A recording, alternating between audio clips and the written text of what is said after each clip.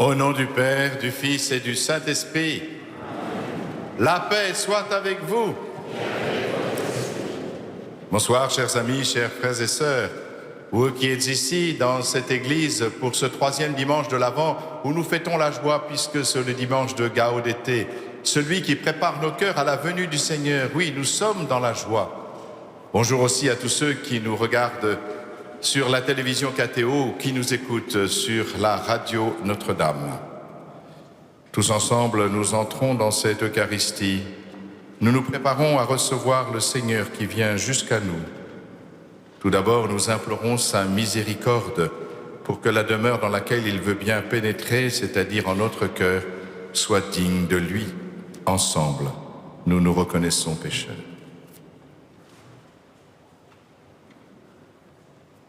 Je confesse à Dieu Tout-Puissant, je reconnais que j'ai péché en pensée, en parole, par action et par omission. C'est pourquoi je supplie la Vierge Marie, les anges et les saints, et vous aussi, mes frères, de prier pour moi. Que Dieu Tout-Puissant nous fasse miséricorde, qu'il nous pardonne nos péchés et nous conduise à la vie éternelle. Amen.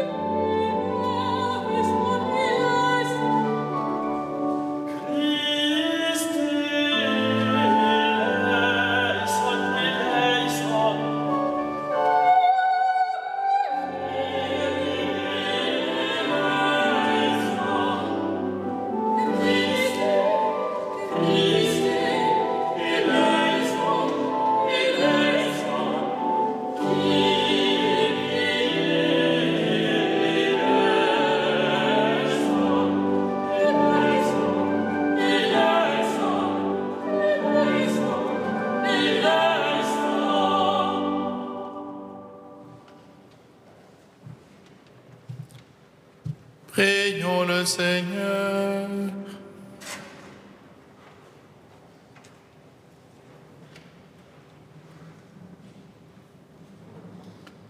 Tu le vois, Seigneur, ton peuple se prépare à célébrer la naissance de ton Fils.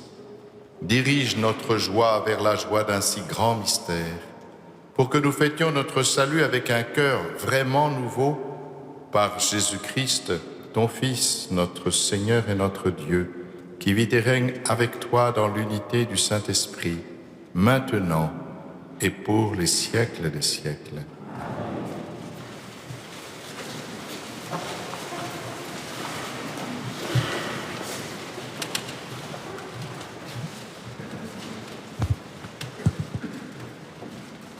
Lecture du livre du prophète Isaïe. Le désert et la terre de la soif, qu'ils se réjouissent. Le pays aride, qu'il exulte et fleurisse comme la rose, qu'il se couvre de fleurs des champs, qu'il exulte et crie de joie. La gloire du Liban lui est donnée, la splendeur du Carmel et du Saron. On verra la gloire du Seigneur, la splendeur de notre Dieu. Fortifiez les mains défaillantes, affermissez les genoux qui fléchissent, dites aux gens qui s'affolent, soyez forts, ne craignez pas.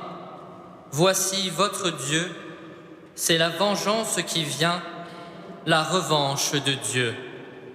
Il vient lui-même et va vous sauver. Alors se dessilleront les yeux des aveugles et s'ouvriront les oreilles des sourds. Alors le boiteux bondira comme un cerf, et la bouche du muet criera de joie. Ceux qu'a libérés le Seigneur reviennent. Ils entrent dans Sion avec des cris de fête, couronnés de l'éternelle joie.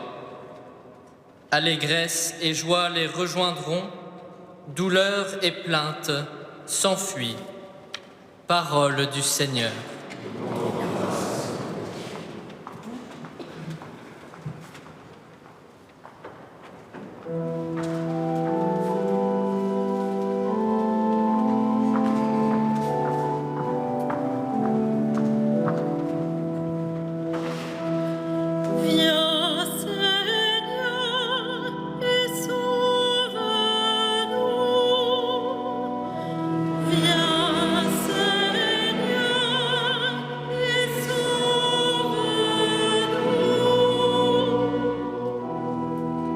Le Seigneur fait justice aux opprimés, aux affamés il donne le pain. Le Seigneur délie les enchaînés. Viens, Seigneur, et sauve-nous. Le Seigneur ouvre les yeux des aveugles. Le Seigneur redresse les accablés. Le Seigneur aime les justes.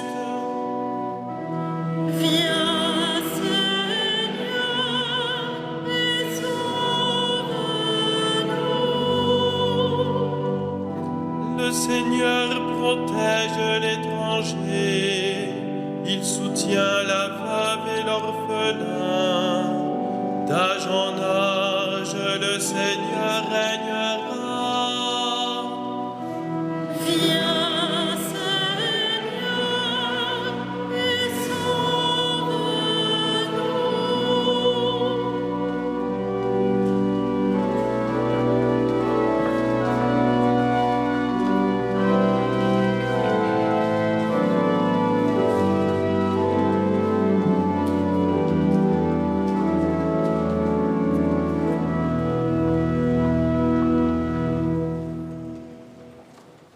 Lecture de la lettre de Saint Jacques.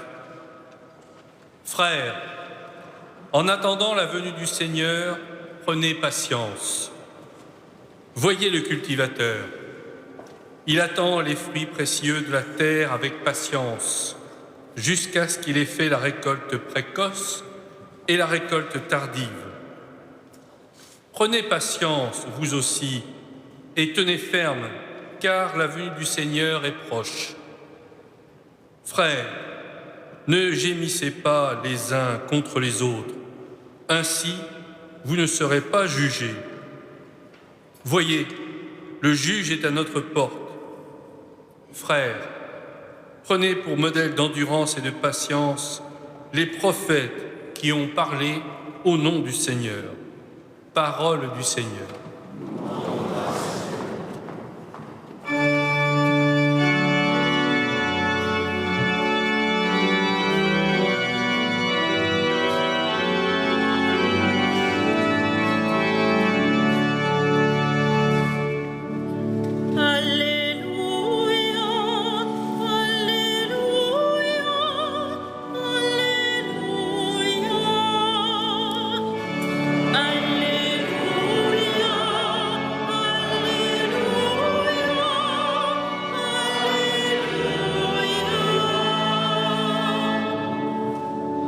L'Esprit du Seigneur est sur moi. Il m'a envoyé porter la bonne nouvelle aux pauvres.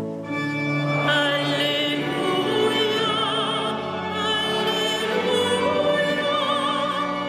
Alléluia,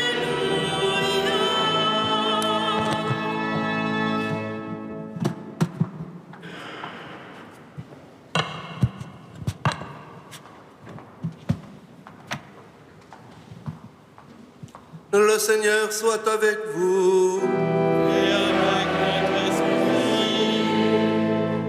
Évangile de Jésus-Christ selon saint Matthieu.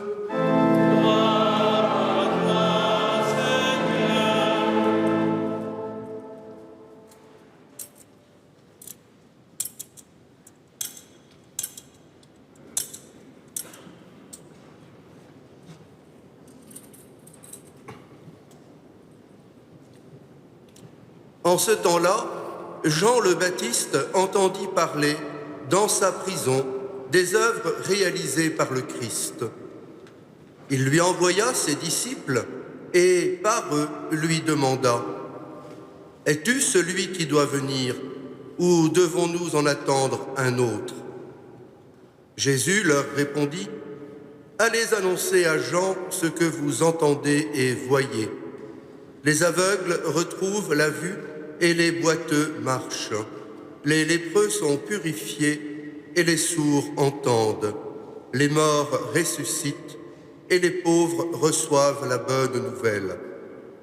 Heureux celui pour qui je ne suis pas une occasion de chute. » Tandis que les envoyés de Jean s'en allaient, Jésus se mit à dire aux foules à propos de Jean. « Qu'êtes-vous allés regarder au désert? Un roseau agité par le vent? Alors, qu'êtes-vous donc allés voir? Un homme habillé de façon raffinée? Mais ceux qui portent de tels vêtements vivent dans les palais des rois. Alors, qu'êtes-vous allés voir? Un prophète? Oui, je vous le dis, et bien plus qu'un prophète. C'est de lui qu'il est écrit « Voici que j'envoie mon messager en avant de toi pour préparer le chemin devant toi. » Amen, je vous le dis, parmi ceux qui sont nés d'une femme, personne ne s'est levé de plus grand que Jean le Baptiste. Et cependant, le plus petit dans le royaume des cieux est plus grand que lui. Acclamons la parole de Dieu. Louange à toi, Seigneur Jésus.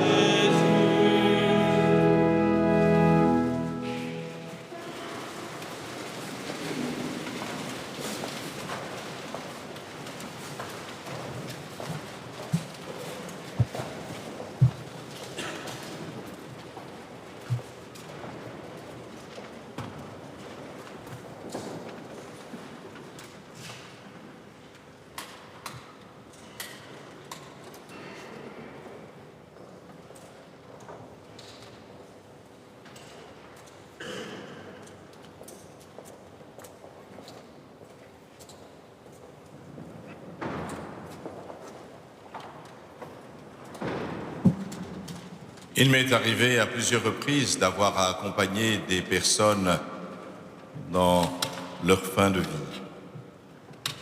Quand on est au moment de passer la frontière de la mort, il nous arrive toujours de nous poser les questions essentielles et d'abord celle-ci.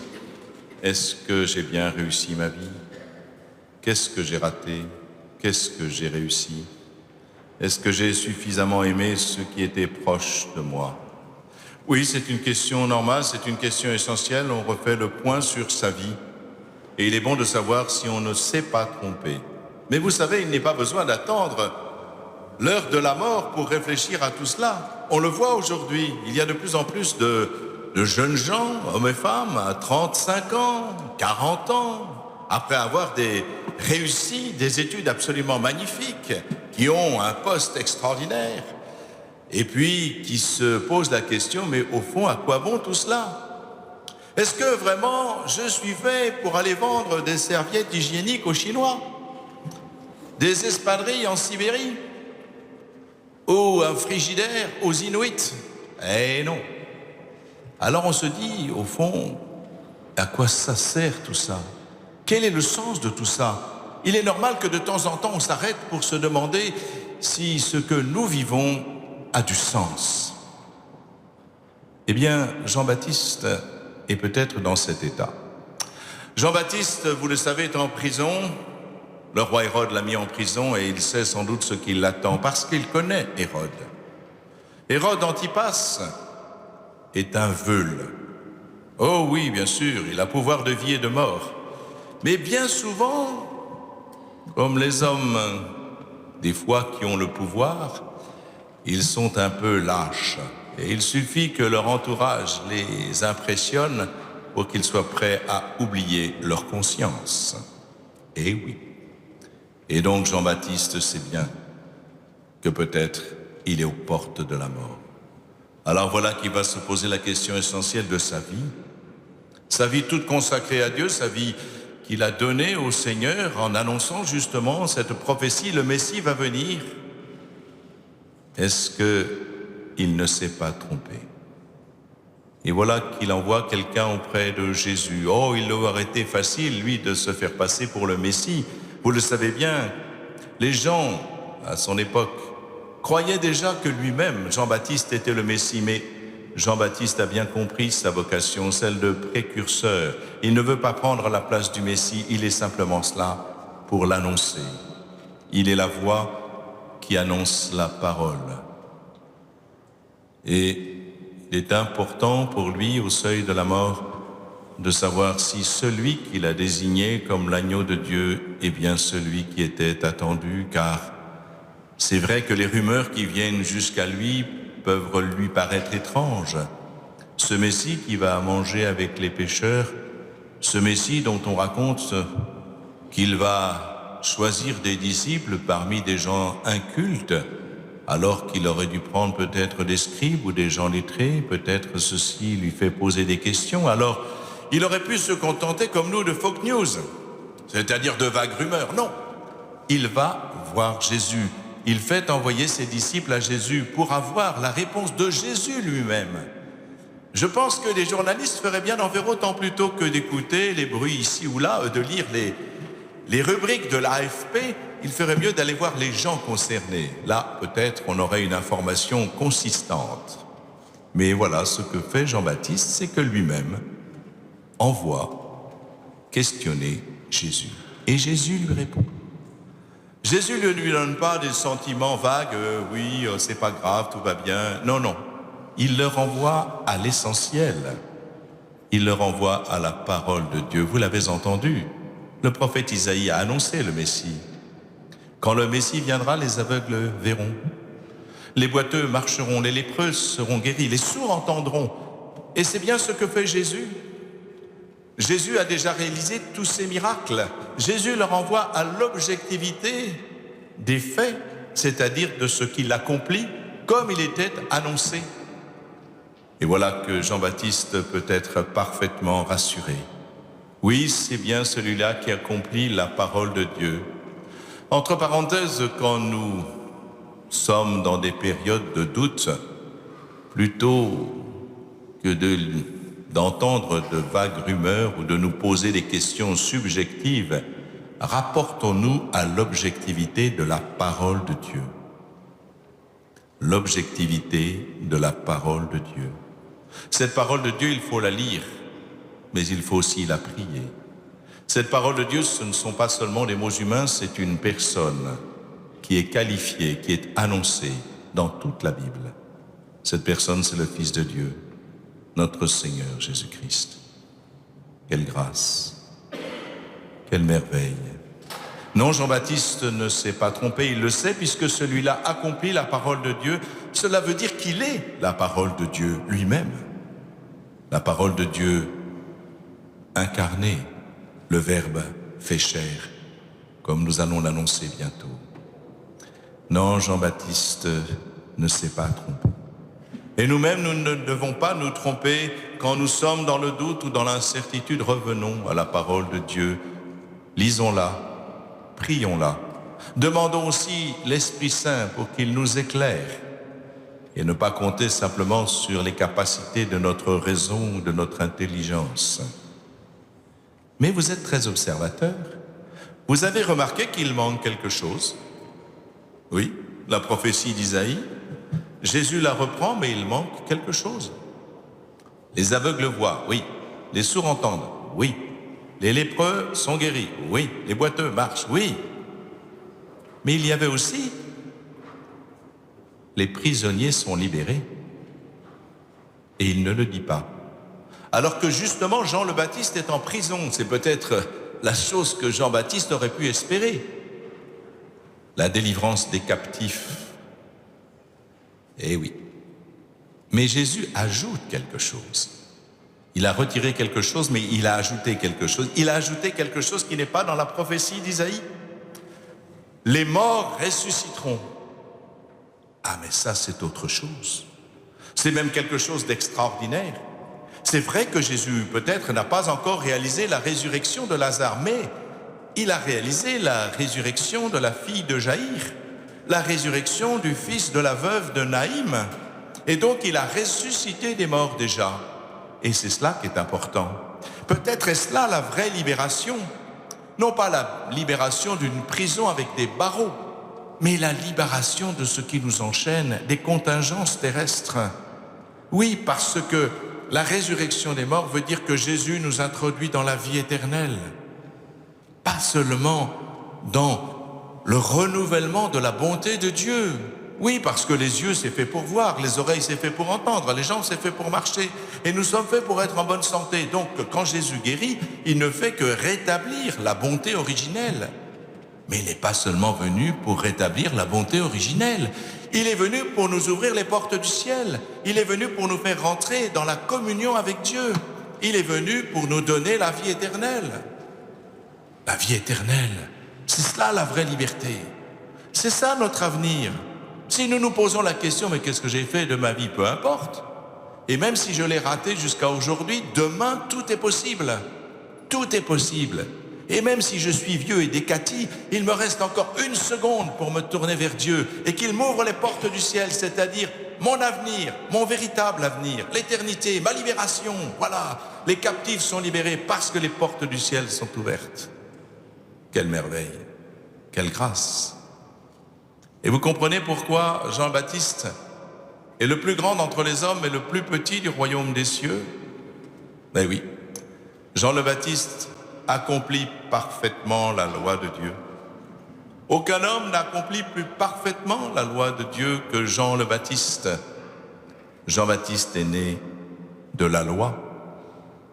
Mais nous, frères et sœurs, nous sommes nés de la grâce. Et peut-être que nous sommes moins bons que Jean le Baptiste, que peut-être nous sommes même assez médiocres, mais nous avons reçu le baptême. Jean le Baptiste est la plus grande des créatures avant la grâce. Mais nous ne sommes pas des créatures. Par le baptême, nous sommes enfants de Dieu. La créature a son statut de créature. Mais nous sommes enfants de Dieu. Et qu'est-ce qu'ils font, les enfants? Ben, ils héritent. Et de quoi? Ah, le Seigneur n'a pas une fortune en argent, certes, mais le Seigneur nous donne ce qu'il est, c'est-à-dire la vie, l'amour. La vie éternelle nous est donnée au jour de notre baptême et la capacité d'aimer comme Dieu, c'est-à-dire jusqu'au bout du don de soi, nous est donnée aussi. Voilà pourquoi le plus petit de ceux qui sont nés de la grâce est plus grand que Jean le Baptiste. Tout à l'heure, nous allons nous avancer et réaliser ce que nous réaliserons définitivement dans la vie éternelle, c'est-à-dire la communion divine, la communion dans l'amour de Dieu. Tout à l'heure, nous allons nous avancer pour recevoir celui qui se donne vraiment, totalement, dans ce corps que nous allons recevoir. La communion divine se réalise dans un seul endroit sur la terre, c'est-à-dire à la messe, à l'Eucharistie. Et voilà pourquoi chacun d'entre nous va accueillir le Seigneur, non pas dans une crèche obscure aujourd'hui, non, mais en nous, parce que nous sommes devenus, par grâce, le tabernacle de la présence de Dieu.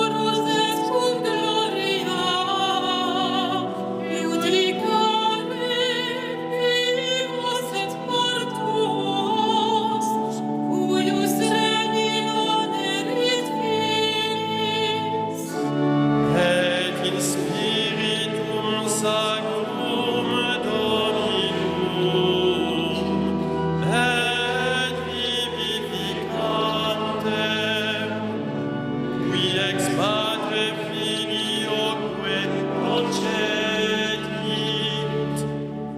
Qui cum Patre et Filio simul adoratur, et cum glorificatur, qui locutor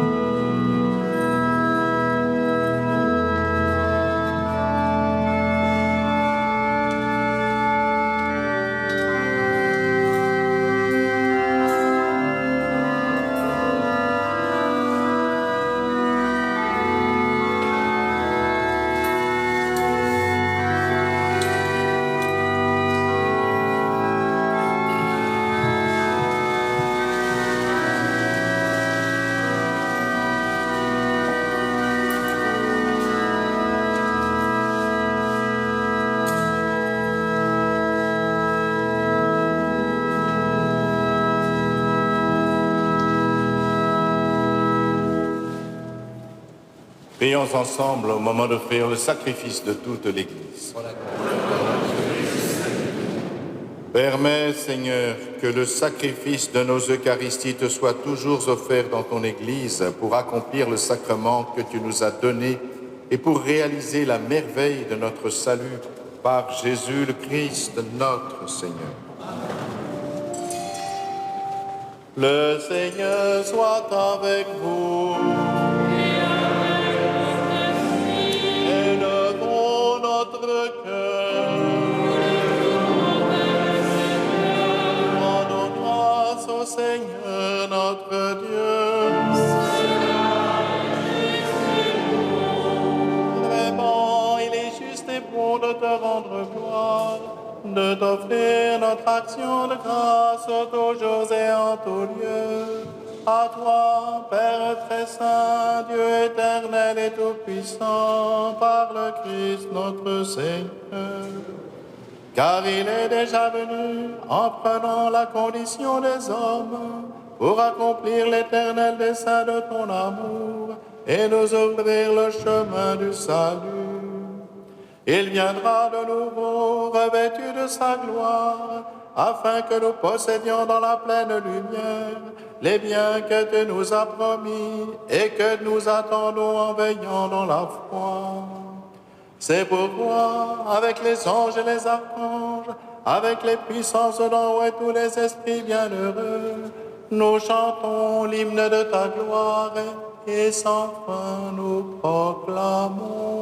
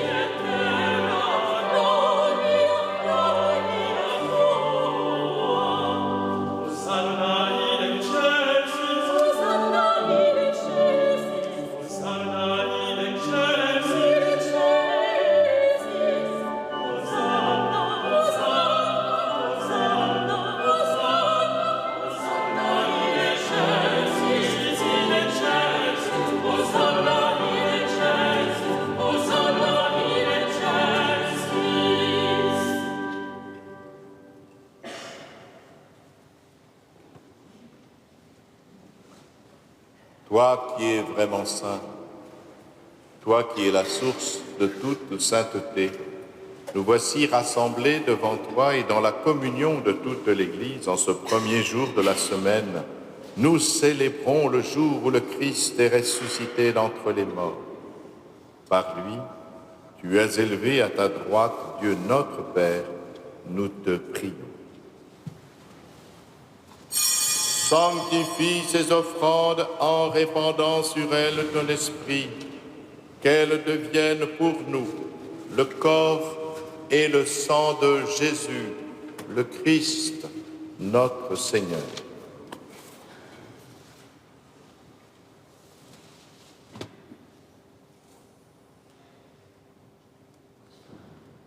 Au moment d'être livré et d'entrer librement dans sa passion, il prit le pain, il rendit grâce, il le rompit et le donna à ses disciples en disant : « Prenez et mangez-en tous. Ceci est mon corps livré pour vous. »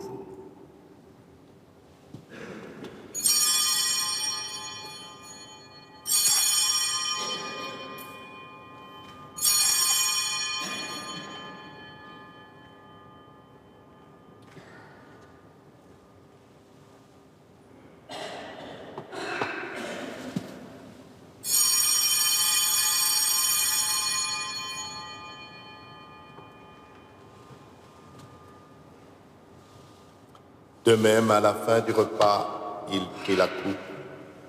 De nouveau, il rendit grâce et la donna à ses disciples en disant : « Prenez et buvez-en tous, car ceci est la coupe de mon sang, le sang de l'alliance nouvelle et éternelle qui sera versé pour vous et pour la multitude en rémission des péchés. Vous ferez cela en mémoire de moi.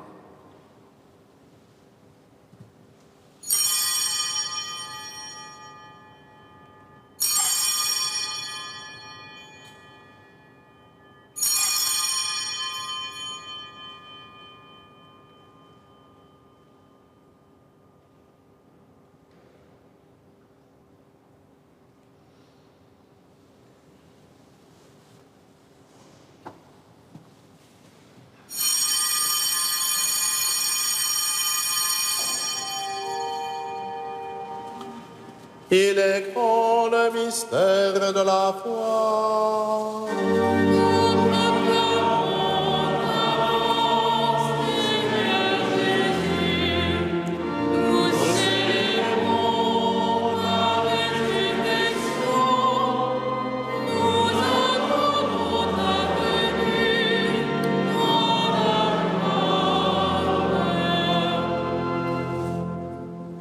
Faisant ici mémoire de la mort et de la résurrection de ton Fils, nous t'offrons, Seigneur, le pain de la vie et la coupe du salut.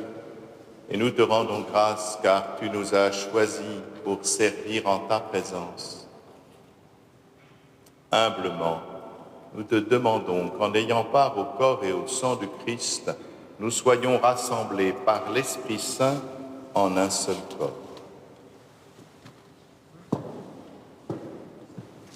Souviens-toi, Seigneur, de ton Église répandue à travers le monde. Fais-la grandir dans ta charité avec notre pape François, notre évêque Michel, ses auxiliaires, et tous ceux qui ont la charge de ton peuple. Souviens-toi aussi de nos frères qui se sont endormis dans l'espérance de la résurrection et de tous les hommes qui ont quitté cette vie. Reçois-les dans ta lumière auprès de toi.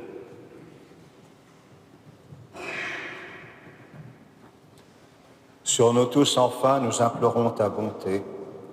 Permets qu'avec la Vierge Marie, la bienheureuse Mère de Dieu, Saint Joseph, son époux, avec les apôtres et les saints de tous les temps qui ont vécu dans ton amitié, nous ayons part à la vie éternelle et que nous chantions ta louange par Jésus-Christ, ton Fils bien-aimé.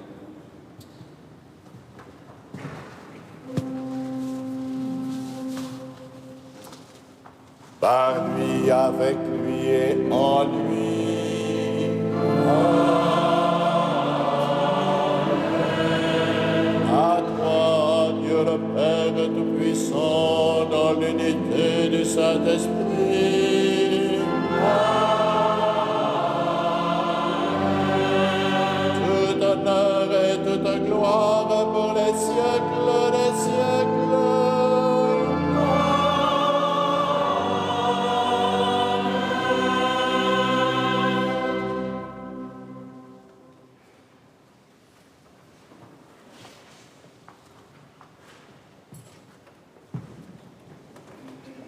Comme nous l'avons appris du Sauveur et selon son commandement, nous osons dire « Notre Père, qui es aux cieux, que ton nom soit sanctifié, que ton règne vienne, que ta volonté soit faite sur la terre comme au ciel.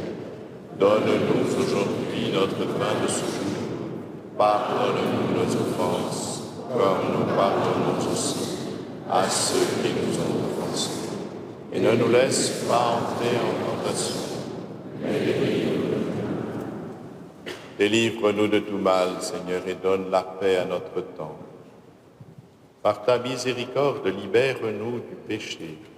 Rassure-nous devant les épreuves en cette vie où nous espérons le bonheur que tu promets et l'avènement de Jésus-Christ, notre Sauveur, car c'est le règne. Seigneur Jésus-Christ, tu as dit à tes apôtres, je vous laisse la paix, je vous donne ma paix. Ne regarde pas nos péchés, mais la foi de ton Église. Pour que ta volonté s'accomplisse, donne-lui toujours cette paix et conduis-la vers l'unité parfaite, toi qui règnes pour les siècles des siècles. Que la paix du Seigneur soit toujours avec vous. Frères et sœurs, dans la charité du Christ, donnez-vous la paix.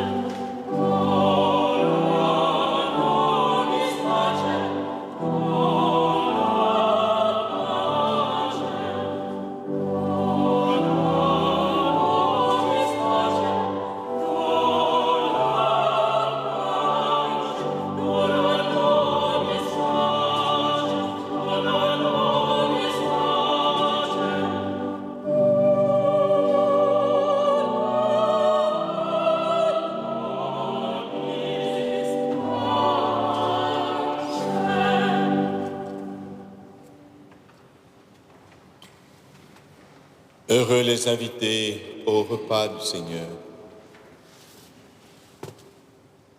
Voici l'agneau de Dieu qui enlève le péché du monde. Seigneur, je ne suis pas digne de ce mot, mais dis seulement une parole du Seigneur.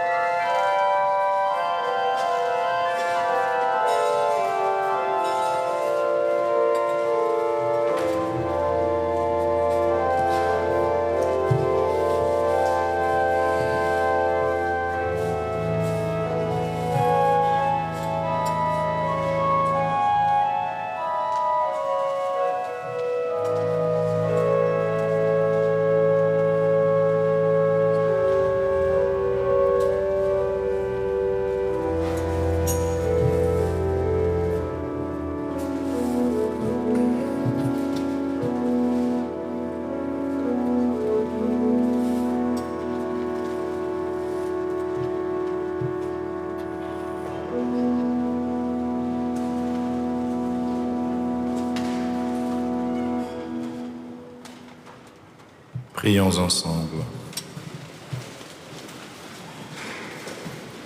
Seigneur notre Dieu, nous attendons de ta miséricorde que cette nourriture prise à ton autel nous empêche de céder à nos penchants mauvais et nous prépare aux fêtes qui approchent par Jésus, le Christ, notre Seigneur.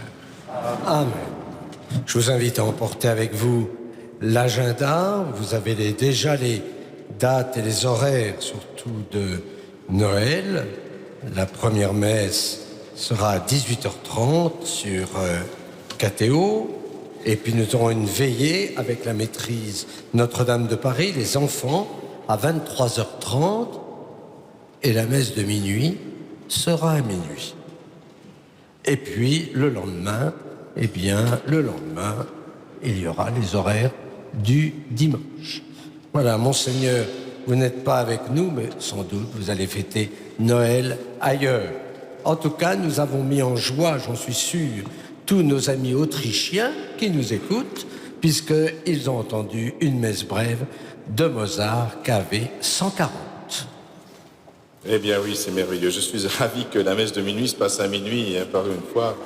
On est dans la vérité. On parlait d'objectivité tout à l'heure. Moi, à la messe de minuit, je vais au cirque, vous savez. Eh ben voilà, c'est ce que je voulais vous entendre dire.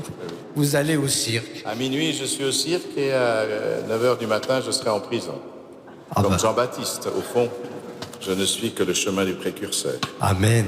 Le Seigneur soit avec vous. Vous croyez que le Fils de Dieu est venu dans le monde et vous attendez le jour où il viendra de nouveau. À la clarté de cette lumière qui lève, que Dieu son Père vous guide dans toutes vos démarches et qu'il multiplie sur vous ses bénédictions. Qu'il rende ferme votre foi, constante votre charité et joyeuse votre espérance. La venue du Rédempteur, pauvre parmi les pauvres, est déjà pour vous une grande joie. Quand il apparaîtra dans toute sa gloire, qu'il vous ouvre le bonheur sans fin. Et que Dieu Tout-Puissant vous bénisse, le Père, le Fils et le Saint-Esprit. Allez dans la paix du Christ.